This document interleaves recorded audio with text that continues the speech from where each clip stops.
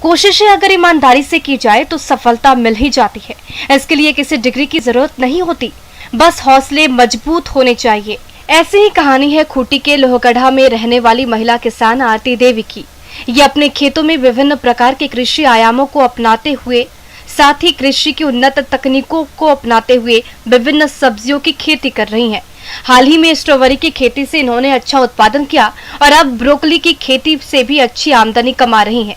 तो चलिए जानते हैं उनकी सफलता की कहानी।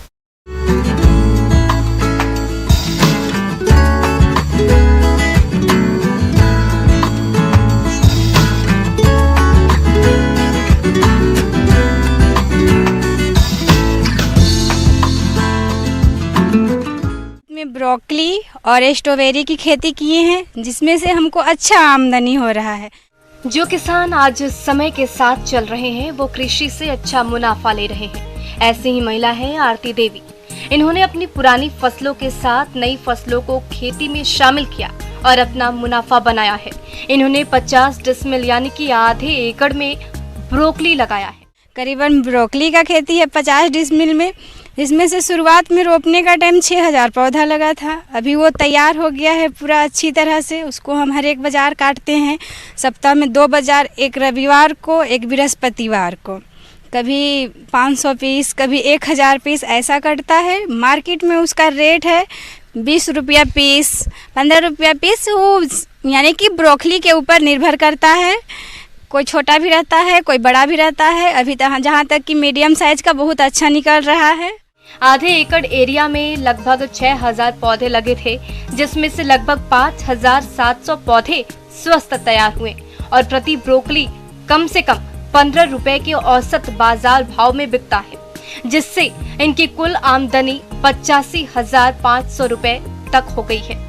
इसकी खेती में पूरी लागत लगभग 25,000 रुपए 50 डिसमिल में आती है और लाभ लगभग 60,500 रुपए तक हुआ है।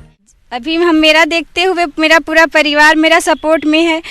भविष्य में तो पहले हर एक किसान मटर, बीन, आलू उसमें ही रहते थे, लेकिन हम लोग चाहते हैं कि और नया खेती करेंगे, ताकि हाँ जो नहीं होता था हम लोग के देश में, हम लोग के यहाँ जिला में, वो चीज़ हम लोग आगे करना चाहते हैं। अभी मेरा साथ में मेरा परिवार भी मेरा साथ दे रहे हैं।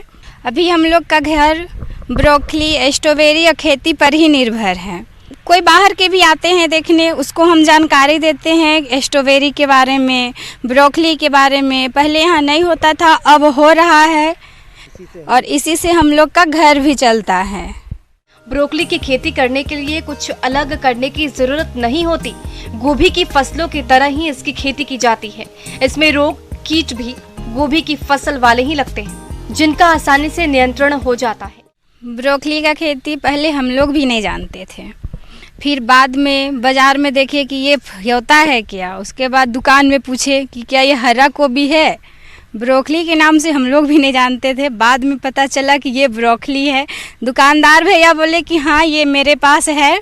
तब हम बोले कि ऐसे इसको कैसे करना चाहिए, तो वो भी नहीं बताएं। फिर हम लोग अपने से सोचे कि जैसे हम लोग नॉर्मल गोभी करते हैं, वाइट गोभी, उसी प्रकार से हम लोग क्यों इसको एक बार ट्राई क्यों ना करें।